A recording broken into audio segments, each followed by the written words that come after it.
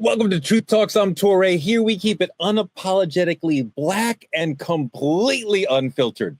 Today we're diving headfirst into the truth the mainstream media is too scared to touch. We keep it real on Truth Talks. Why are black voters walking away from the Democratic Party?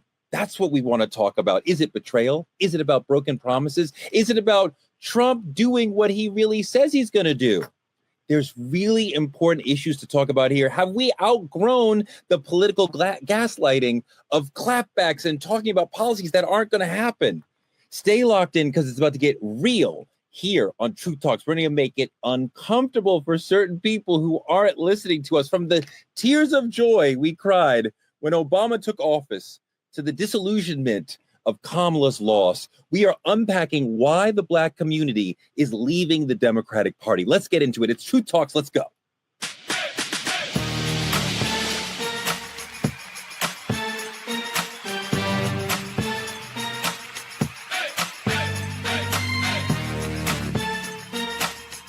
Are y'all ready to roll? Let's go. Welcome, y'all. It's Truth Talks. Once again, I'm with two of my favorite people, and Dimitri Wiley. How are you, Dimitri? I'm blessed by our Lord and Savior, Jesus Christ. I'm good. You sure are. Judge Lauren Lake is here. Yes, happy to be here. And so is this hair. It's doing a lot right here. Okay. Come on, girl. Sexy and white. Dr. Cheyenne Bryant in the house. How are you, my sister? Listen, besides loving my sis Judge Lauren's hair, because that thing is sexy and wild, I am excited and cannot wait to get into these topics tonight. We're talking about all kinds of stuff, Torre. Some of these things have me really pissed off, but I'm going to attempt to not be the statistical angry black doc on True Talks. Okay, tonight on Trending Truths, a really disturbing story coming out of New York. Fat Joe sued by his hype man. It's shaking the hip hop world to its core. This story. Fat Joe's been a respected figure in the hip hop culture for quite a long time, at least 20 some years. He's facing a $20 million lawsuit from his former hype man of 16 years. The allegations here are absolutely explosive. Let's take a look at this video. In Dixon's complaint submitted to court June 19th, he accused Cartagena of exploiting him sexually and financially during his 16-year employment. Dixon alleged Cartagena forced him to perform more than 4,000 sexual acts to maintain his standing in the company, saying in the suit that the alleged stunts were designed to degrade and exert control under the guise of loyalty tests. The lawsuit reads, "Sexual acts were induced not by choice, but by fear, dependency, and fraud. Each encounter carried an unspoken message: refuse and you lose everything." In one alleged instance, the complaint said Dixon's travel plans were abruptly canceled and he was stranded in a foreign country without any money after refusing to participate in a sex act. Fearing financial punishment, professional sabotage, and physical retaliation, the complaint said Dixon often complied with Cartagena's alleged demands, including unpaid labor in songwriting, tour management, and security.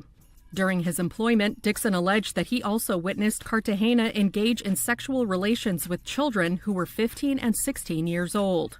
Dixon is seeking up to $20 million in damages for unpaid performance wages, lost per diem, stolen publishing revenue, unpaid royalties, and physical and emotional injuries, according to the lawsuit. However, Cartagena's attorney, Joe Tacopina, tells E! News that Dixon's suit is a desperate attempt to deflect attention from a civil complaint the MC filed in April, accusing Dixon and his lawyer, Tyrone Blackburn, of extortion and slander. Tacopina says, "We didn't just sue a disgruntled former employee trying to revive a false claim from 15 years ago. We sued the lawyer behind it all. We have taken legal action to expose this fraudulent campaign and hold everyone involved accountable."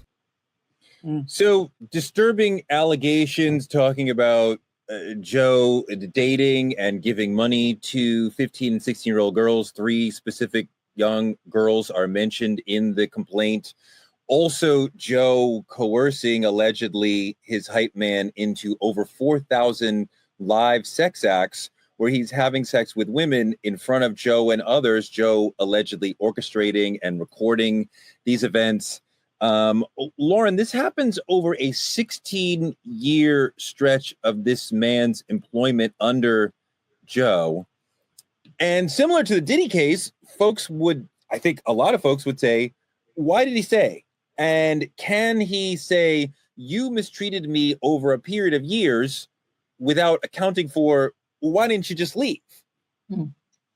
I mean, that's the question everybody asks. And I think we're at a place now, and look, I've asked, let me be honest, but I think we're at a place now, and I'm reading a lot of these accounts, and I'm saying to myself, what is all this nastiness? I mean, even if it's true, I mean, we don't know, it's all alleged, but my Lord, I mean, we're looking at individuals that could pretty much have a relationship with whomever they want to have it with. What is this sex ring thing? Now, in this suit, he's alleging that there was coercive labor and exploitation and sexual manipulation. It's very similar to some of the testimony we're listening to in the Diddy case, where it becomes, you do these things that satisfy my sexual desires, needs, and urges, and then in return, you get to keep your job, you get to keep your lifestyle, you get to make your money. If you don't, you're out. Right. Why? Why is it at that point for this many years, you do something you don't want to do? It does feel retaliatory in nature. However, that doesn't mean a harm wasn't suffered, right? It can be a retaliation. But if for some reason these things did happen and it caused a harm and a judge or jury sees it that way, they will be able to collect. I mean, we just saw the same thing with Cassie's lawsuit. Now, he ain't trying to get to no judge and jury. This seems clear to me. We're just trying to get a settlement, right?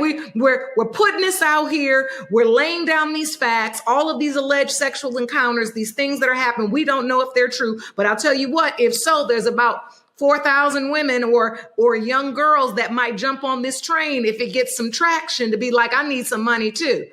But it's just, I can't get past the unnecessary nastiness of it all. Dimitri, can you imagine a situation where, not you, because you have character and you'd be like, no, I'm not doing that shit. I have my son. I got to be able to look Torre in the face. But it's not you. But like people being like, the boss who's paying me wants me to do wild things and I want to be down. I don't want to do the things. You know, there's a coercion that's happening, but then you're putting up with it for 16 years. It's like, well, what? So it's, I'm trying to weigh both sides. Can you see how that happen? Yeah, to a degree, I would even take it as far as saying, it's not that you just put up with it. You were co-conspirators, sir. You were here. Like, you're part of these problems. Like, you watched this. You didn't call the police. You said, I know there's illegal activity happening, and I'm okay with it. Why? Because my check clears. And he cool. As long as the money there, as long as, you know, he can still afford his lifestyle. And that's where it comes in. That's where the threat comes in. Like, I know Judge asks why all the nastiness, but there is no greater demonstration of power man to man than demasculating a man. So people looking at it and they're like, this is what I could do. Money can afford me this luxury, and that's what they do. That's why you're seeing it pop up so often. And for me, I'm kind of used to this now. Like, once you pull the curtain back and I've seen this shit and you see what power does, I wouldn't say it's not true. I'm not saying he's not innocent. I ain't picking a side. All I'm saying is, if you are innocent, let it air out. Let the truth air out. Doc, you know, I think Dimitri's being a little cynical. I think that this person can be a victim that can be coerced over and over and over. And it's not just, I want the money, the check clear. Like, you could have horrible things happen to you and understand, like, I'm kind of trapped here. I can't just easily, I don't think we can just walk away in every situation. What do you think? Totally. So I don't condone abuse. I do not condone having any type of interaction whatsoever with a minor. Right. In addition to that, we got to look at the fact that there is a pattern here. There's a pattern of people who are now victims, but initially they came into relationships with a payoff and a desire of what they wanted. They came in with, I either want a record deal, I either want to be a part of a celebrity status, an entertainment world, a TV show, whatever that looks like. And then in exchange for that, the person that they want it from is saying, okay, well, I want you to do these things. And instead of them saying, well, I do want what I want, but not at the expense of those things, not at the expense of being violated, they seem to be participating in what they are now saying violated them with the intent of getting what they wanted. But if we look at the pattern, the folks who are crying victim now, or they are victims, however you want to take it, are also the people who did not seem to receive their desire or their call of action after they decided to participate in what the giver said you got to give in order for me to give you what you want. And that's where I'm seeing an issue with. I'm going, okay, I get it. Jury and judge, not you, Judge Law. I'm talking about jury and judge in the courtroom with these cases.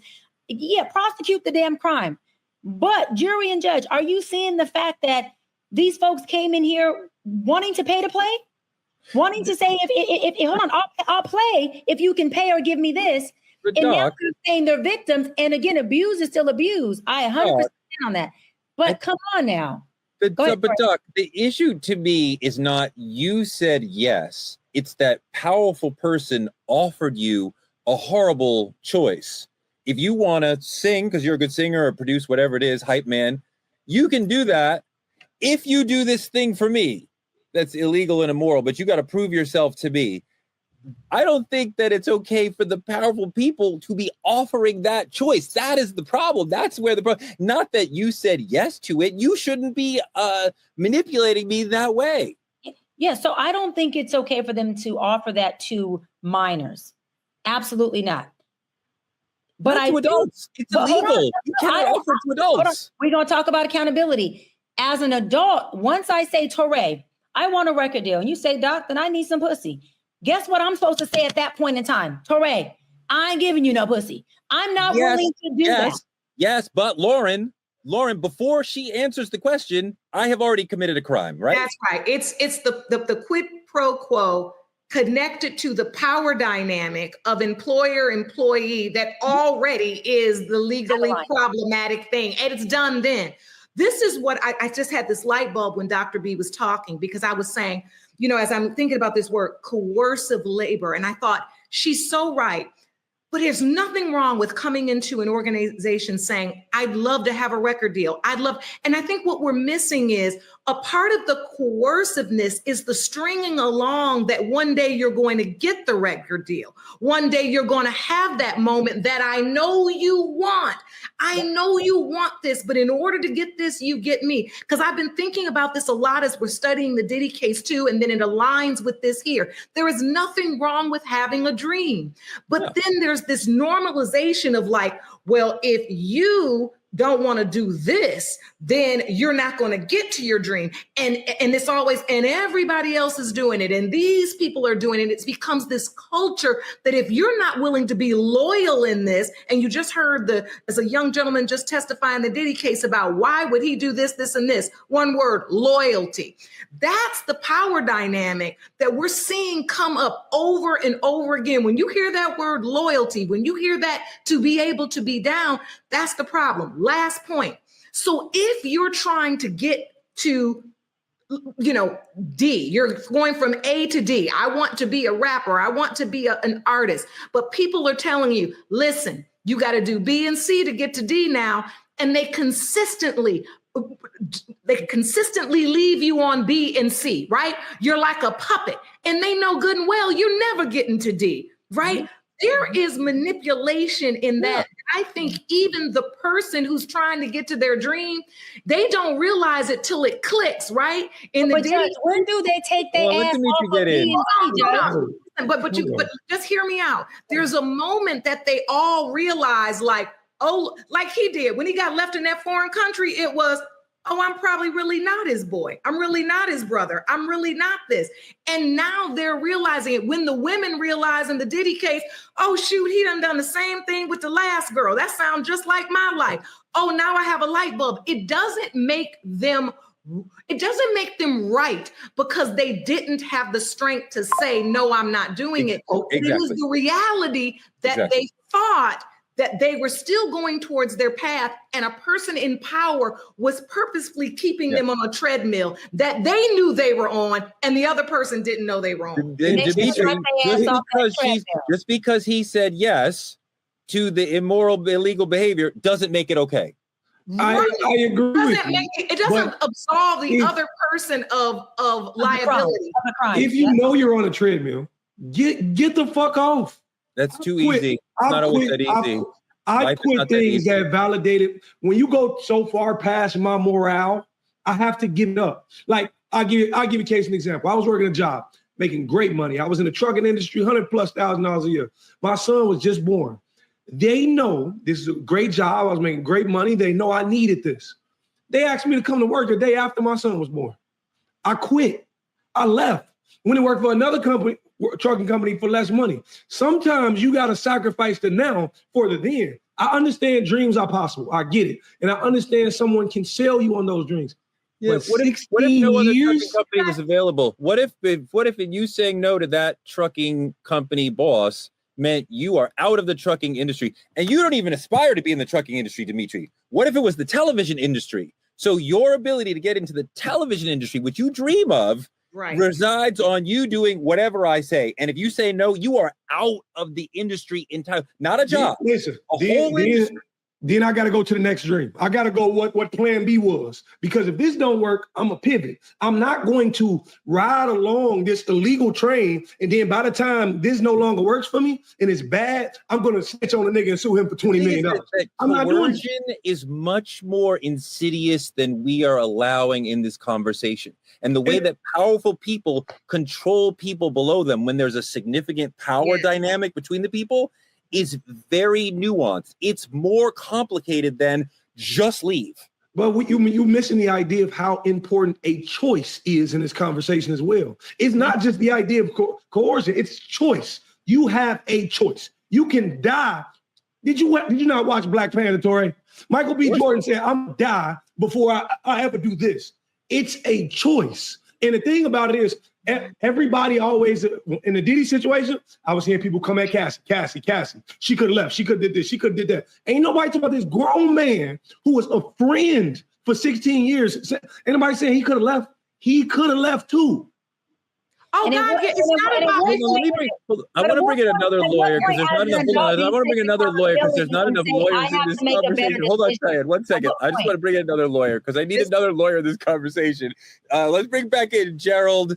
Gerald, as I said, the problem legally and perhaps morally is that this horrible choice was offered to an employee, not that the employee said yes to it.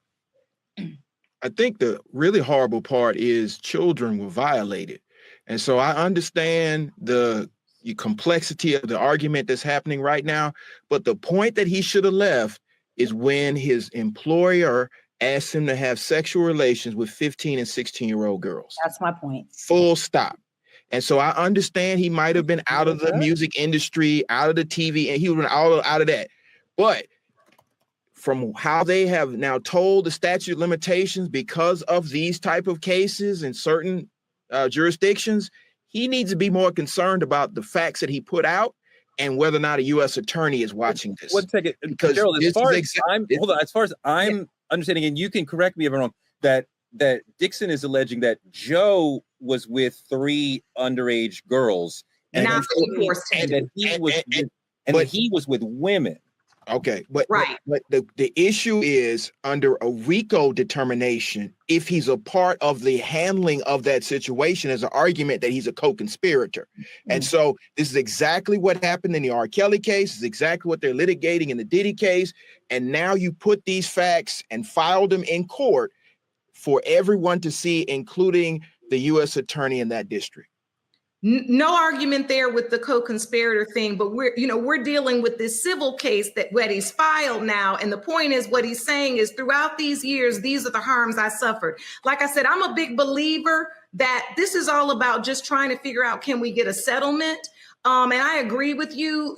Joe, you're seeing minors being harmed. Yeah, you need to be going the other way. I will say this, and many people already know this about me. I was a background singer in the 90s. That's how I started. for Diddy. I've sang background for Diddy. I've sang background for a lot of people, Snoop Dogg, Dr. Dre. This is an industry that I was in. And this is how I helped pay my way through law school and everything else. And it was, I mean, listen, it's in songs, right? That people in those ages were dealing with underage women, and we all sang along back in the day. So I also want to start, we have to be, it's really hard sometimes because we sometimes put a 2025 lens on things that are wrong, but which were much more commonplace 20 years ago than we all really want to admit. And it's still wrong. It's still a crime, but it is exactly what it is. So my point is being, you see 16, 17-year-old girls in with your boss and he's getting it on with them, probably 15, 20 years. You don't look at yourself and go, I got to quit this job because he likes young girls and I'm not doing that. You see that from the R. Kelly thing. You see that playing out in the industry everywhere. It doesn't make it right, but it is what was happening. But can we just really quickly deal with the civil lawsuit here? Doesn't everybody think this is just a play for money? After years of being promised something, being led on to believe that you were part of the team, that you will get credits. It's not a. Yes, that's what I just said earlier. Hold on, Touré. I just said that earlier, that this is a pay to play. This man wanted something, he didn't get something, and so now he's having a attention tantrum. There is legality when it comes to minors. I already said that disclaimer. When you're talking about a grown-ass man who knew that he wanted to play for an exchange for something else, I'm sorry. We got to call it what it is. The judge and jury can do what they want in court. But here on True Talks, adults have to know that if I want something from you and I don't get it, then some folks say, you know what? I'm about to throw in the attention tantrum. And that also is not okay. They need to be held accountable as well. This is not a temper tantrum. The brother is alleging that he was not paid his wages. He was not paid royalties on songs that he created. He was not credited for songs. So those are three fairly typical. I'm talking about the sex show. He made me have sex with women while he watched. Okay. If you didn't want to do that as an adult man, you should have pivoted. I'm not talking about the wages because we don't know that. The wages is why why you're getting to a $250 million together to make the suit heavier. So he has a bigger case. Thank you. Gerald is seeing it to have a bigger case. Not only did he make me a grown man have sex with women when I'm already fucking, let's keep it real. He also didn't pay me. He also didn't do these things. But guess what? You're trying to build a case. That's what you do in a civil case. You have to build a case.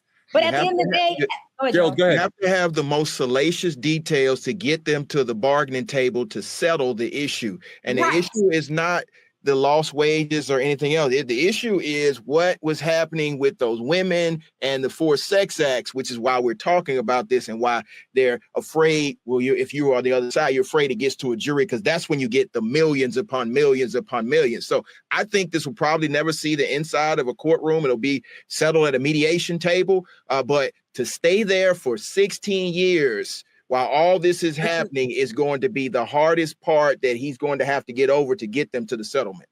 Dimitri, what do you think? Yeah, I absolutely agree. It'll never make it because the moment it does, if it was ever to make it to court, they're going to ask, why were you here for so long? Why did you choose to watch these things and not? I think Joe would be scared of it going to a courtroom more than Dixon. Joe does not want this to be a big, long, ongoing story. And that's why he knows he'll settle. I threw so many details in, he got to settle first. And that's exactly what's going to happen. But the thing about it is he asking for $20 million. Touré, he ain't asking for no apology. You understand what I'm saying? It's $20 million. So of course he's going to put all that in at once. But the Cassie situation has set up a playbook. We have to understand what's real. You know, we go in with the details. We tell everybody what everybody doesn't want to know. And then we try to get our settlement check. And then we move on if it's time to move on. Now, if they want to do and file a RICO and bring them in on a RICO and try them or whatever, that doesn't have nothing to do. This is a civil case that he's filing saying, you've been leading me on for years that I'm supposed to get money. I done wrote on all these songs that have been hits. I ain't got no money. All I've been doing is having sex with the girls and that's what he's suing for right now. And he is an adult. And whether he gets offered immunity in a subsequent criminal case, that's yet to be seen. What he wants right now is some money. And I don't know if it's just a temper tantrum, Doc. I also, having been in this industry, I have seen many of people write songs, be down for the team, make the beats, do all the things, all for the delayed payment that never, ever comes. And yes, they get to ride on the jet. And yes, they get to go on the trips. And they never get their money until there's a point where they go see a lawyer and they say, hey, listen, let's file the case. Let's run it up. What have you seen? And maybe that'll draw them to the table and you get some money. I don't know if that's a temper tantrum or what we witness is a legal strategy to get us. Lauren, if he did one incident with Joe, like one forced sex moment with Joe, would that, and then he left, would that be enough for a case? What you mean if he had sex with a girl? The question's so obvious. Like, yes. Allegedly, why? Yes, with his employee, Judge, yes. But I want to say something what Judge said that's really important. She said they get to ride in the jets to get the lifestyle, right? You're absolutely right. And you know how many people sign up just to have the lifestyle? And then after years and years and years, after 16 years, right, sis, they go, you know what? I've seen so much by being in the lifestyle. Now I want more. No, but initially you came in with the narrative that the lifestyle was okay. You didn't legal up. You didn't get documentation. You didn't do contracts. You didn't do agreements. And now you're saying, wait a minute, I want money. And you also participated in a lot of these things that were on the jet. You also you participated in things that were behind the curtain. But now that things didn't turn out the way that you started to want them to turn out, not for everybody. Now you want to say, well, you know what? I want 20 million. I want money. It didn't work out for him because he didn't get paid, right? But like an adult can get trapped in a way. Like it's like like Lauren, I've been around the music business, like being on jets and stuff, like it's tiring, right? Like you don't continue to, like, it doesn't continue to be like this exciting, like you get over that, right? And it becomes just like part of your it becomes part of your work.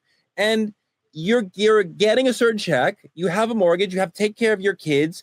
You can't just walk away at any second because suddenly your kids are no longer in school. You have to move from that 4,000 square foot place you have. It's not just as easy as say every adult cannot just walk away at any second. You're being unrealistic. Some people don't have mortgage and kids. Some people are 25, 30 years old in the industry, doing their thing, popping off, no mortgage, no kids. This is their lifestyle, their dream freaking world that they wanted, and they're willing to sell their soul. Let's talk real. Why we're not talking real about this? Okay, so let's talk really real. Let's talk really real. Let's talk really real. One thing we're not mentioning is in this suit or somewhere connected to it that I read, he also said that allegedly Fat Joe had a hit out on 50 Cent, right? Yes. That's somewhere included in this. Now that might be a lie. Right? That might not even be true. But if there's violence connected to it, if part of this is my boss, the person I work for, is capable of paying to take people out, that's another level of fear that ups the ante here that we can't quantify sitting here in the comfort of our own offices and homes and studios. But that's something you're working under. And look, this is something that you cannot really understand. And like I said, I worked in the industry at the time. It was a very real thing. And so I don't know if it's the truth, but that is a part of it that is real. So we don't know. We don't know what was really. Look, Dimitri, everybody around Diddy, just for one example, knew that he felt that he could kill people and get away with it. Is Joe saying that to people around him? I don't know. He does come from the real street as opposed to some MCs like your favorite Drake. So like if he says, I can get you, you would believe it. Now, I get you. Let's just say that reigns true. If that man could get me, then he could get me now. So I wouldn't be in court suing him for $20 million. Hello, Dimitri, I'm yelling at you on purpose. What are you talking about? So 15 years later, you can give me now. This is not Lauren, I can't work with this logic. That's not logic. Y'all making it seem like a man is trapped in a room with no doorknob. It's a doorknob. Lauren, open the door. But you learned logic in law school. Why is that not logical? I'll let you wrap it up because I know we have to move on. I'm just saying that we're also looking at something at a 2025 logic that has taken place over the course of over a decade. I also think we are underestimating the psychological manipulation. And like Teray said, when somebody says they're capable of something, you don't know whether it's true or not, but you don't necessarily want to find out. And now, Dimitri, to your point, Could something potentially still happen now? I'm sure it could. But now at this point, they're valuing, for whatever reason, filing this suit over maybe their personal safety in hopes that maybe bringing light to this will offer them some type of protection or shine the light on Joe so nothing happens. I don't know. Yeah. But regardless, you all, I think we're kind of skipping over the point of it, because I'm not validating this suit. It's not about whether we validate it or not. It's about a cycle that a boss can put an employee in that is harder for some to get out. And I commend everybody who would just walk away. I told y'all before, I don't want women out here sleeping around for a Chanel bag. No, but there are plenty of girls doing it today. And there's plenty of men. Last point, and I got to move on. Is it that we have less sympathy for him because he was a male and was engaging in the sex acts under the direction of an employer potentially than if he was a female? That's a whole nother show. But I think we have to throw that one out there before we leave. Gerald, hold on. Gerald, I think it's quite dangerous to suggest because you have sued, that means you feel like you are not in danger, right? Using the law, you may turn to the law because you are in danger, right? So I think that's an important place. As a Black person, I don't want to go to the cops. I want to go to you, right? I want to go to Lauren, like, help me out from the legal perspective. But talk to me about this whole situation and how you feel as the conversation coming to an end. The employer offered the person, or actually coerced the person, allegedly, into bad, illegal, immoral acts. Is that on the employer, or is it on the person who accepts it? It's actually on both. And I know we're looking at this from a 2025 lens, but in the 90s, it was illegal. In the 2000s, it was illegal. And this is the reason why certain attorneys are in this profession, to make sure that it is held illegal. And so I understand from a civil aspect, the employee relationship and the coercion and all the things that were happening, but he should have went to the police.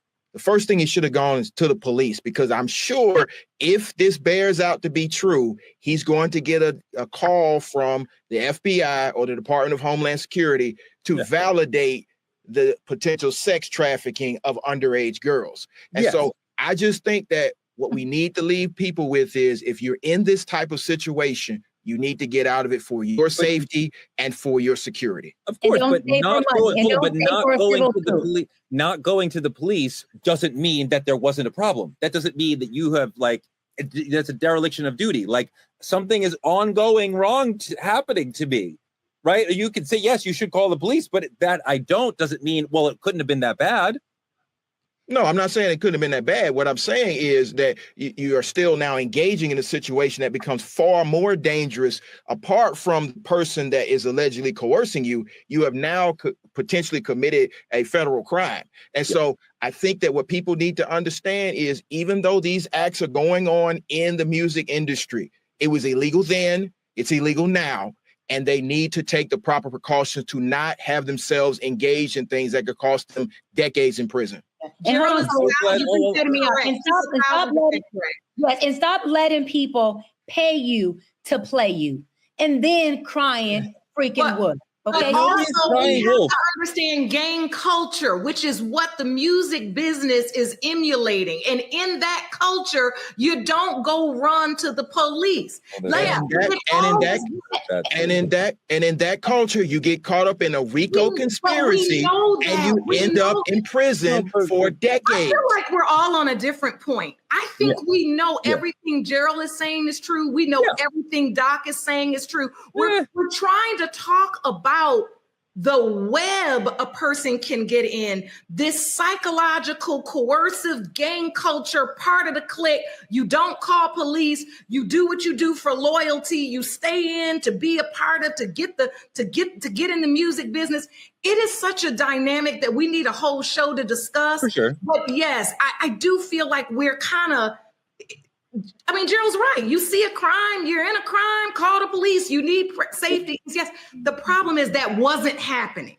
I think that there's a frog boiling in water aspect, a grooming aspect to some of this stuff, right? Where the person is given like one breadcrumb into this sort of life, and then another and another, and next thing you know, you have accepted things that are beyond your boundaries and then even further. And then there's a sort of sunk cost that like, I've gone this far. Man, Torre? Nah, yes, we're not doing that. From a grown man. Yes, absolutely. Grown men can be raped. I'm sorry to give you breaking news in the middle of to get out of your victim mindset. Absolutely. This man waited 16 years, didn't call the police, and all of a sudden he's not afraid of the gang violence and the threat that can come on his life because he wants $20 million. So what you're saying is he put a $20 million bounty on his head that said, if I get this 20 mil, then I'm okay with it, allowing myself to be threatened my life by the gangs. No. This is a grown man. He should have made a better decision. No. Yeah. Okay. I'm so glad that Gerald is here already because I want to bring you in on our politicking segment, which fits right into your strike zone as well. The NAACP, Dr. Brian and Gerald are a big part of, just said enough is enough. This time they're talking about Elon Musk's XAI and they're taking him to court. XAI builds massive data centers in urban communities, and these centers are hugely pollutive as far as air and water.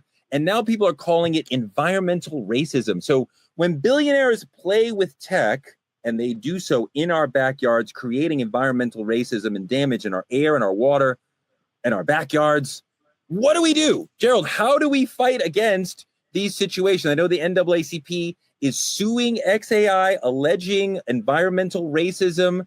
But what do we do? How do we deal in these situations? Well, the first thing you do is to make sure you understand the climate in your community. And this particular community, South Memphis, in a historically Black town called Boxtown, they're facing serious high rates of health issues, and it's related to these massive data centers. So XAI has been operating numerous gas turbines without the necessary permits. And so the residents actually launched an investigation to determine how many turbines were in the community. And they found out that there were more than that was reported to the city and the county. And so after the investigation, the Southern Environmental Law Center, which represents the NAACP, actually found that there were 35 turbines when the permit only allowed 15 turbines. So they've sent a 60-day notice of intent to sue under the Clean Air Act, and they expect to file suit and have a full trial on this. But what people can do is to make sure that they understand what's happening in their community. There are data centers going up all over the country. There are data centers here in Atlanta and in a lot of historically minority communities because of the lack of regulation. But because of the work of the state conference of the NAACP State Conference of Tennessee and the Memphis branch, they are bringing this lawsuit to make sure we clean up the activity that's happened with these data centers. Lauren, this sort of environmental racism, I'm not sure how we combat it without using the legal system. We have to. I mean, Gerald's right. We've got to proceed in the way that we can. This is, you know, I talk about it all the time, but this is just a playbook. This is a colonizer's playbook. This is, you know, Black and brown people, least valuable. Let's make our money. The land's cheaper where they are. Let's buy it. And we don't care what happens to their water or anything else. And it's sickening. It's sickening. And I'm glad that, you know, the NAACP has already jumped in and we're in our process because this is just the beginning. This is just the beginning. And I'm fearful. Look, we just talked about, in a recent segment about medical advocacy, right? All of these systemic racist practices are interconnected. And our people always seem to be, we live on defense, right? And it's like we're on the receiving end of all of these short ends of the sticks, these poisonous ends of the stick. And then we've got to somehow fight our way out. And I'll be honest with you, it's exhausting. When I look at that facility and I just go, this is a first water test. This is about to be thousands of these. Dimitri, look at this facility. It's quite huge. You see multiple trucks parked on the edge here, right? In the near edge. So you can see how gigantic the building is in compared to the size of the trucks, right? This is a really, really huge building that's having a massive impact on the environment all around this neighborhood. How do you feel about this? You know, to me, I'm not going to surely speak on the size of it, but for me, when I was younger, I always thought shit like this was normal. It was very normal to have a garbage company right around the corner that burns the fucking and allows it to go into the air. It was very normal to have factories and, you know what I'm saying, all of these things. I thought this shit was normal until I actually grew up and realized you don't see this shit in the better parts of our cities. Lincoln Park is a very, wealthy part of Chicago. And then there's Little Village, which is a lot. It's a big difference financially between these places. It's like breathing two different airs. Like this is two different Americas around this bitch. Yep. It wasn't really till I traveled outside of my comfort zone and state to state and country to air is different. You know what I'm saying? And it's all because of things like this. I realize this is less just part of the plan or the way I grew up, and this is policy. It's policy to put things like this in the lower funded communities because they don't mind us being collateral damage. Now, if there was some policy in place as to where you had to pay to get that air purified or that water cleaned or XYZ, I'm pretty sure you see this less. But I always thought it was normal. And I know a bunch of people from where I'm from did too. Doc, how do we fight against this? Well, I first want to say that environmental racism contributes to what? Health issues, mental health disparities, and then you don't provide us resources in our communities, right, Judge, right, Gerald? And then you're telling us to figure it out. And then you're saying the full circle of just the internal racism that exists. And they say, we're going to set up shop here because we don't care. You don't have value. The value is in the fact that, like Judge said, the land is cheaper. It costs us less. And so therefore, we're going to put it here. We don't really care. We're not providing you resources either way. And they don't look at us as contributing consumers to anything, whether it's economics or even the political environment. So they don't care what we do. How do we solve it? I think it's just that. I think it's about pushing legislation and suing like NAACP is doing and writing policies that attack and do not allow environmental racism. And we have to be a lot more not so blanket, a lot more very detailed, very to the point in our policies. We can't just say that water has to look and smell like this. We have to actually attack the corporations that are doing it. We have to actually serve them. We have to actually look and say, look, okay, you want to put something like that in our community? How much of that economic contribution is going to go back into the community that you're using to hold up your business, to hold up your wealth? How much of it is going to go back into resources that we need? And we need more data. We need more studies that show what is the impact of having this kind of business, this kind of pollution in our environment. And lastly, after we get the data, okay, let's do a survey to say, we know that the pollution is going to create this kind of disparity, this kind of health issue. Okay, what do we say, yes, you can do, and you're going to put back millions into our community? Are you also going to provide the health care that's going to be free for the folks that are going to be affected and impacted by what you want to put in our community? You're not even having a conversation with the people there who actually are community folks who are stakeholders in what they do. That is a problem. Gerald, what do you see as the next steps for this community dealing with this environmental racism? The next steps are to continue with the lawsuit, to continue to gather the information. And this is the reason why the NAACP has started its new climate justice committees in the units as well as at national to be able to report out on these things and to make sure we take appropriate policy actions and legal actions. But the main thing people need to understand is this is the reason why we have cancer alleys in predominantly African-American communities. It's because of the lack of corporate responsibility. You saw how big that data center was. It looked like several football stadiums or several Walmarts put together. That's the sheer size.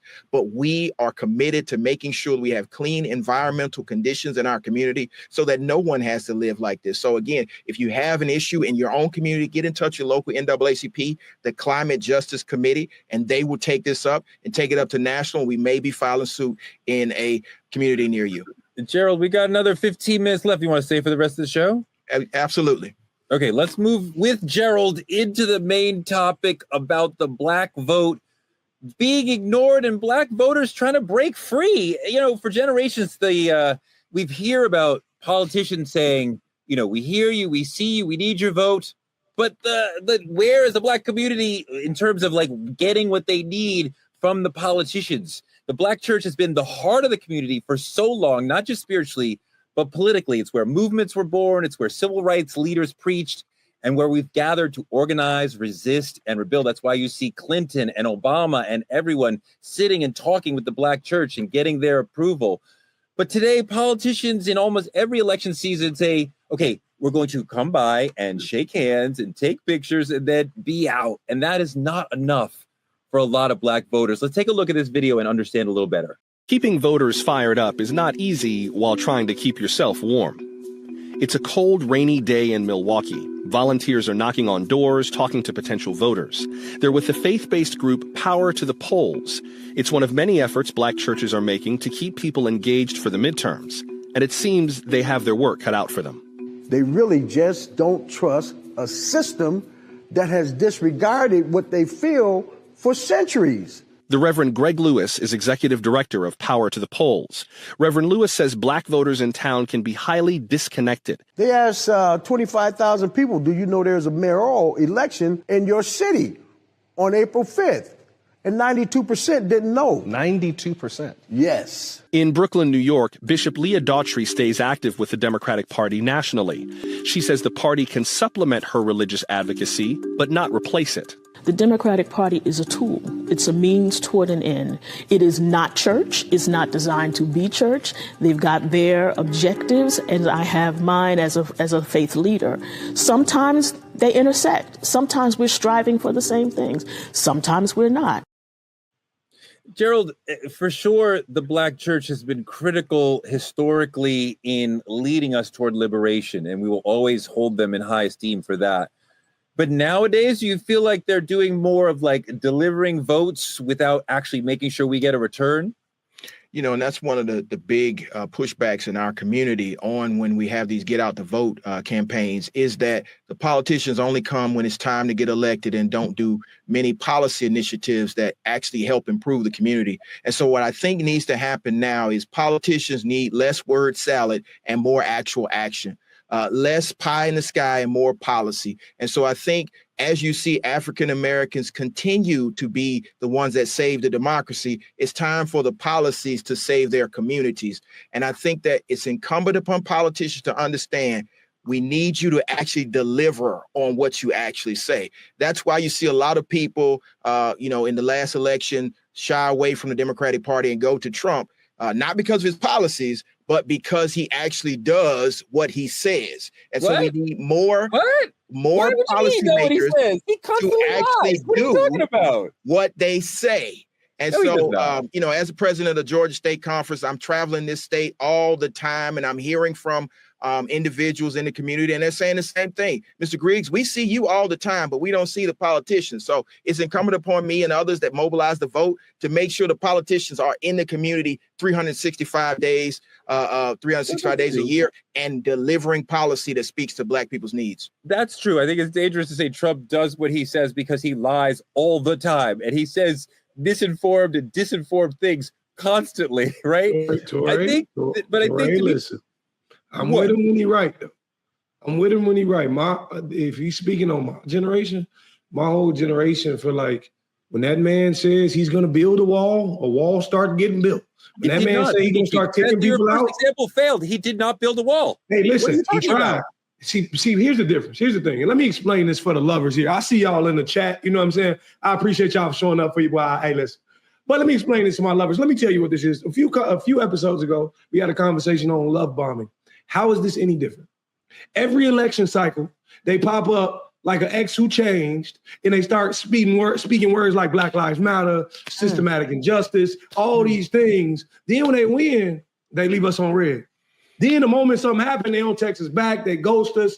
That's exactly what this feels like every single time. And if we so quick to talk about love bombing in this generation, and we so quick to talk about relationships, but this is the exact same regard. They're doing the exact same thing. They pop out real loud in public when it can help their campaign, and then behind closed doors, they want to whisper about our policies.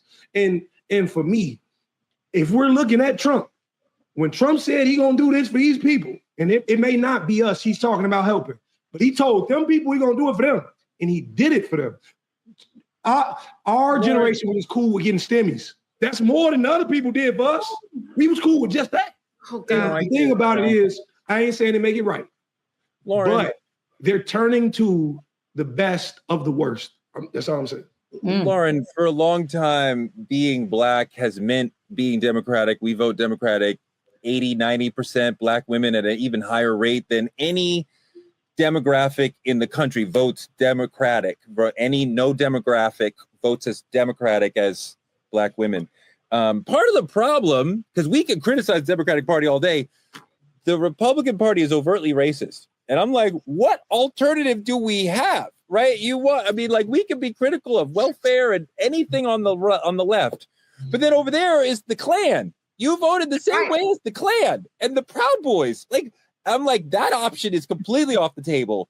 What do you think about the political options we have as far as Democrats who are increasingly disillusioned, but the other party is wearing white hoods? A couple of things. Politically, it feels like we're stuck between a rock and a hard place. I mean, let's be very honest. It's like we want to promote free thinking. We want to promote people being able to be independent, vote whatever. It's your vote. You vote the way you want. But we look at what happened. I mean, we started thinking free and everybody started talking about either you don't need to vote because it ain't worth it or to vote for Trump because all of these conversations, it led us exactly where we are today, where our vote gets split. And the other people, right? And I won't even look, I'm sure there are decent Republicans that don't necessarily agree with what's going on in the Republican Party. Where are they? But hold on. Trey, you always make my point before I can make it. But where are they? Right? But where are they? Why don't we see them lining the streets trying to take their party back? And in the midst of that, how is it that Black people can be, I don't know, it's almost like we get courted by this bold lie, like it's something sexy about it. We prefer a bold lie instead of bland truth. And I think the Democratic Party has become a bland truth where it doesn't feel strong. It feels like we're weak in the system and we're always reactionary and we're always on defense. And after they pull their play, we're always scrambling around trying to figure out how to get the ball back. And it is not attractive to, as Dimitri said, his generation. And I think that's something that the Democratic Party has to think about and has to deal with. Now, last point I will make at this. One thing about that other side, they don't promote no free thinking. So right now we're trying to promote free thinking against people who promote the exact opposite is you vote the way I tell you to vote. You vote for your whiteness and we will keep you white and on the right side of this equation. Don't go in there looking through policy. Don't go in there reading too much and don't email us no questions or demands. We tell you how to vote and you go out and vote and they do it.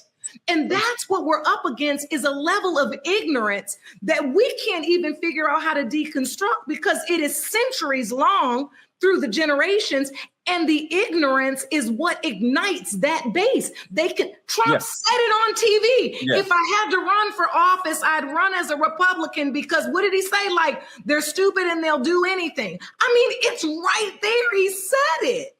Doc, last week, one of our viewers said, I'm exhausted by the never-ending conversation outlining everything that's wrong. Where's the solutions? And I feel that opinion. I feel that comment, and we definitely want solutions. So NAACP, you're politically involved. Let's talk about a good action list for Democrats to demand of our leaders, for us to demand of our Democratic leaders before the midterms. Yeah, and I believe that viewer that put that in the chat about being exhausted is actually a voice for many Dems as well.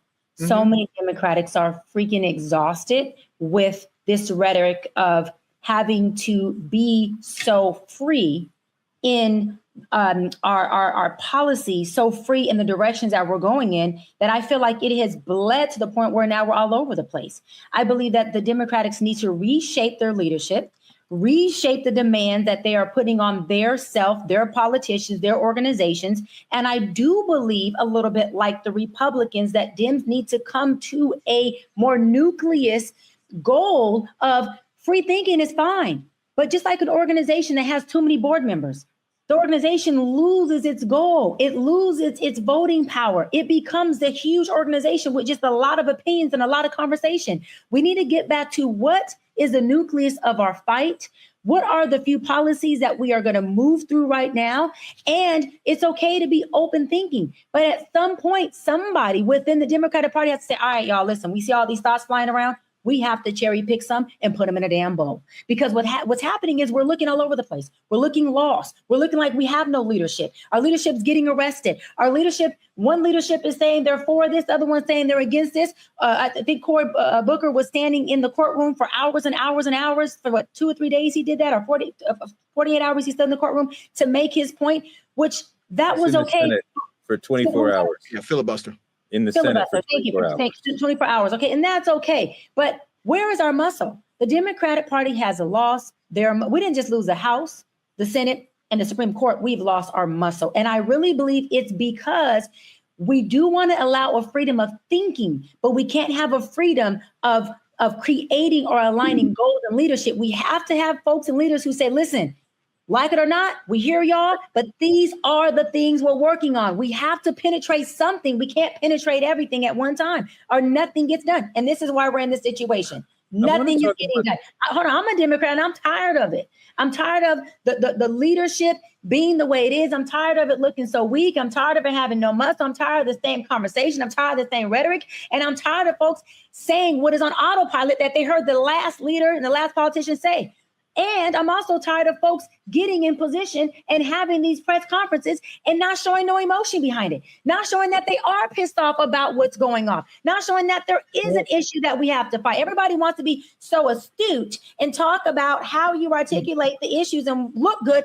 Fuck the look good. We got problems. We're bombing Iran. We got a president in the House that is not for the bigger group of people that are here. Why is nobody pissed off? They just want to stand around for 24 hours in a courtroom, but they ain't getting nothing done.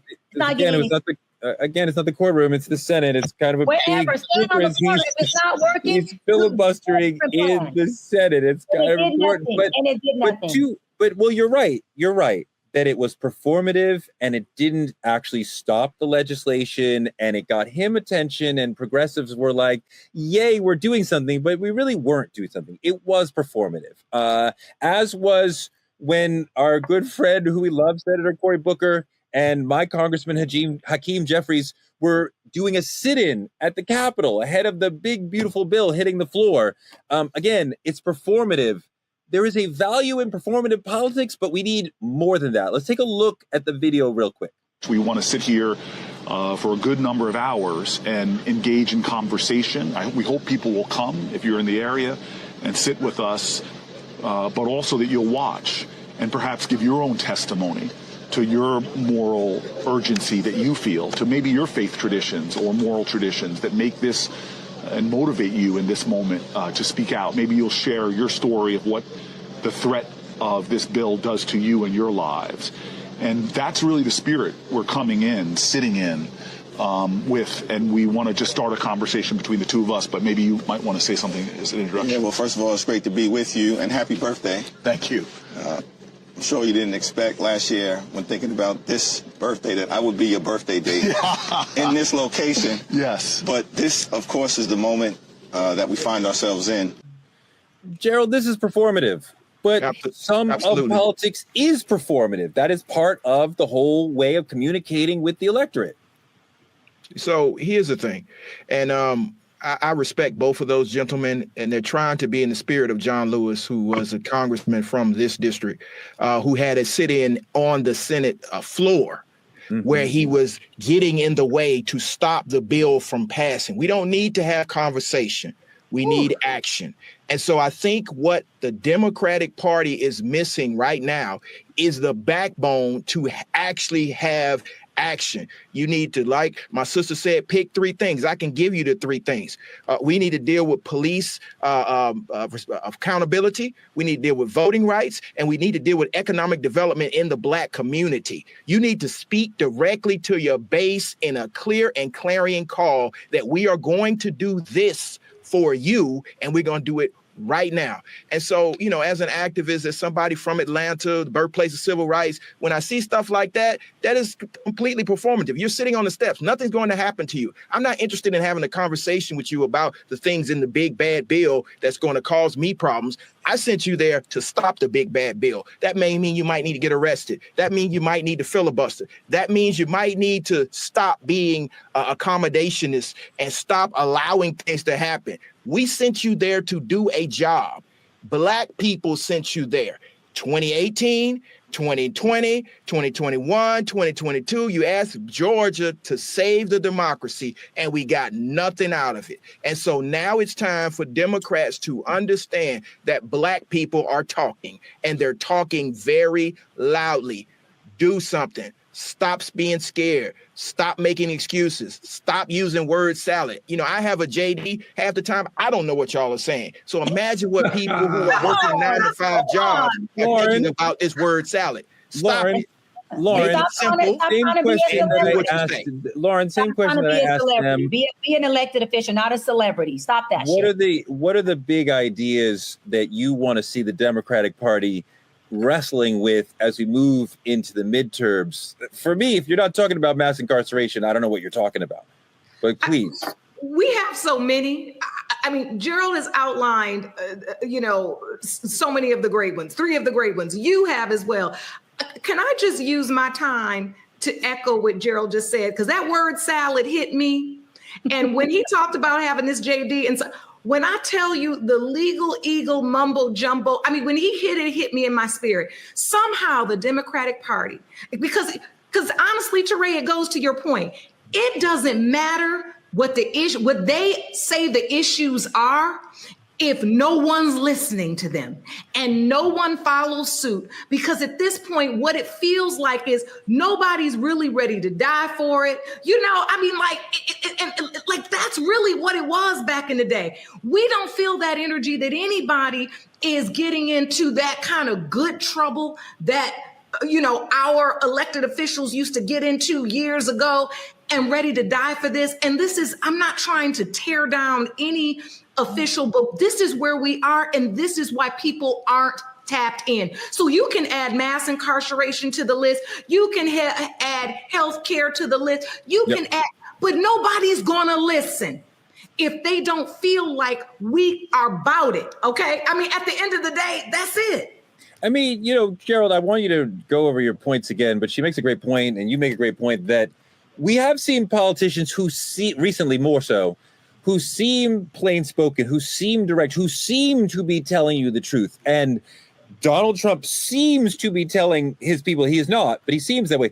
Bernie Sanders seemed to be telling the truth, right? So we do, to your point, we do resonate with politicians who seem to be telling the truth. Yes, you have to be that type of person that they would want to be around if they were not talking about politics. Be simple, be plain, be direct. Police accountability, voting rights, economic development in the Black community, and of course, healthcare. If you talk about those things, about things that you can do right now, not a big, beautiful plan for 20 years from now, what you can do right now with the power that you have. The Democrats always act like they're powerless, but we saw the Republican Party during Obama block everything. So the minority party can block, but you have to be able to block. And you have to stop the word salad. Again, as a person who has done years of higher education, I don't understand what they're saying. Be simple, be plain, be direct. Say you're going to fight on those 3 things: police accountability, voting rights, economic development, healthcare. Make sure that it's digestible at a 6th grade level and the people will get behind you. All right, Doc and then Dimitri, what are the Democrats and what do we need to tell the Democrats to do? Tell them to stop trying to be celebrities. You sitting and talking. You sitting and chatting. You could have just added a Jack and Coke and a cigar. For all I care, talking about your birthday. You're not a celebrity. You are an elected official to serve the people who pay taxes and voted for you and put you in office. If you want to be a celebrity, go get on a fucking TV show. Go create an album, get in the entertainment business. To a judge, and Gerald said, when you are there to serve people, you are on the front line. That comes with the unspoken oath that says, I'm willing to give everything I got. That comes with the risk of understanding that you will be the first one hit before the people you're serving that are behind you are on the side of you. And if you don't have that type of heart posture, you are in the wrong field. You are in the wrong industry of service. We don't need people who are, we got enough celebrities. Those people can contribute to campaigns. Those people can help with voter registration, can help with getting folks to be mobilized. We need you to be on the front line. We need you to be putting in action. We need you to make sure that you're speaking loud and clear. We need you to be a representation of the people you're serving. And those people happen to be fed up, pissed off, and despaired. And you don't look fed up, pissed off, or despaired. You look like you're having a damn good time. And the people you're serving are hurting, demising, and I'm not sure that Cory Booker looks like he's having a damn good time, but go ahead, Dimitri. You know, I'm gonna have to agree. The thing about it is, for me, my generation, we're super direct, right? So in any regard, when you're seeking or voting or you're paying for anything, when you go to court, you hire a lawyer, an attorney, to fight for you, and to phrase things you may not be able to say, to get this message across, right? This is why you go to the dentist, because they have a higher knowledge of your teeth. This is why so when we look at public officials, you're in place to have conversations in rooms my voice cannot reach. Come on. To a degree with words. So if you sitting on the front steps outside, we could do that. I could have did that. That's Instagram engagement right there. You can't fix the problem from the parking lot. But Touré said that was protesting. Touré said that was protesting, but I'm gonna let you continue. I digress. Listen, I could shoot that up. We need you in the building doing the work. Well, here's one thing, Dimitri, is that when if you sat on those steps, you might get arrested. But even if you didn't, no cameras would come. When these two brothers sit on the steps and make their point, as if they were standing in the building, no cameras would be there either. But them doing something out of the ordinary, sitting on the steps like this, doing a sit-in, it's performative, but it does bring the cameras. And now we are listening to what they're saying. It's not a sit-in, and they're not the first to do this. Cori Bush did this, but John Lewis did this in the Senate when he was fighting against the gun violence. Cory Booker did a filibuster too. So again, I respect those two brothers, but they didn't listen to their mentor. If you're going to get in good trouble, there has to be the fear of an arrest. Yes, if Dimitri sits on those steps now because there are fences and everything around it, he'd probably get arrested. But if they took the well of the U.S. Senate and did not move without giving a filibuster, they will be arrested, and every camera in America will be trained on them to get their message out. We have to understand it's not about performative. It's about a call to action that leads to actual change. So I respect them, but they need to understand, if you're going to be an activist, understand what activism really looks like. There has to be a threat of something that's going to happen to you. So again, the three things that we need as an African-American community, the same three things that we sent the president and the Senate and the House. The George Floyd Justice Policing Bill, which is police accountability, was the reason why we had the largest protest in the history of America. We need to make sure we protect our voting rights. That is the John Lewis Voting Rights Advancement Act. And we need economic investment in the African-American community. You know that R word everybody's afraid to say, reparations.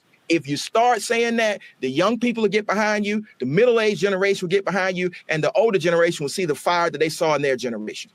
Can I say one more thing to my generation?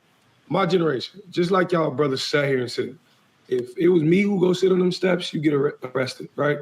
But there's power and knowledge to all the people we need to inspire that are under me. They just see two brothers sitting on steps. Come on, man. I don't know if y'all know who those two brothers are, though. But they should know who those, if they don't know who those two brothers are, that's on them. We have a senator and a leader.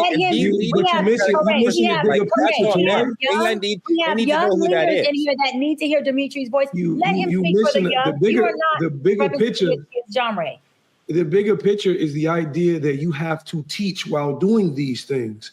If you go sit on some steps, I get you. You can bring people outside, I understand. But the generation we need to inspire, just see two brothers sitting on steps. If I see a man in there, if I see a politician getting arrested, now I'm more curious. What is this brother fighting for, and how can I get behind it? But if I see two brothers sitting on steps, I don't know they can't be there. All I hear is somebody saying, this is what we doing for our birthday. It don't look like a struggle. So I won't believe it's a struggle, and it's not something I'll get behind. Tori, I'm just telling you the way the ones under me thinking. That's all I'm saying.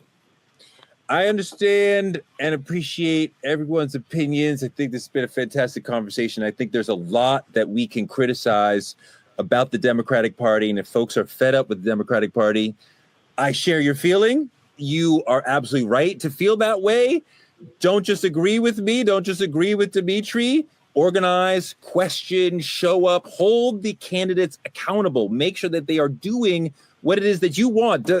Democracy isn't just voting once every 4 years or every year, every Tuesday, every November, Dimitri. We vote every November, not just every 4 years. But we can demand policy throughout the rest of the term. Show up, don't pander, but make them feel like they have to live up to what they promised us. And you can help us too. Share this episode, have this conversation with your group chat, your church, your barbershop, your block, because real power isn't just in voting. It's in the follow-up. It's in staying on top of them throughout their term in office. This time, let's not just be voters. Let's be watchdogs, right? And trust, we at Truth Talks will be helping hold their feet to the fire, and we'll be keeping the receipts and make sure that they are living up to their promise to us. So stick with us for that. That's all we have for tonight. Like, comment, and subscribe on our YouTube channel at Truth Talks-Live. Watch us simulcasting right here on the Black Star Network after Roland Martin Unfiltered. Support Black media at Cash App at Truth Talks Live. Visit truthtalkslive.com to advertise or become a VIP member. We are here every weeknight at 8 p.m. EST. That's the East Coast, and 8 p.m. PST. That's the West Coast for you, Cheyenne. You can also support us by advertising on Truth Talks. We reach over 10 million people through all our social platforms. So if you want to reach a huge, engaged Black audience who loves Dr. Bryant, every single one of them love Dr. Bryant, then come advertise with us. Small businesses and influencers, we got room for you too. Partner with us by visiting truthtalkslive.com. We want to thank our supporters, Juanita Motti, Benjamin Gomes, and Kyla Carr for their weekly cash support for the truth. Thank you so much. If you want to be in our credits, hit that Cash App and show your love. We will be here for you, with you, arguing with each other, and still love each other somehow every night at 8 p.m. Eastern and PST Pacific. We will see you tomorrow.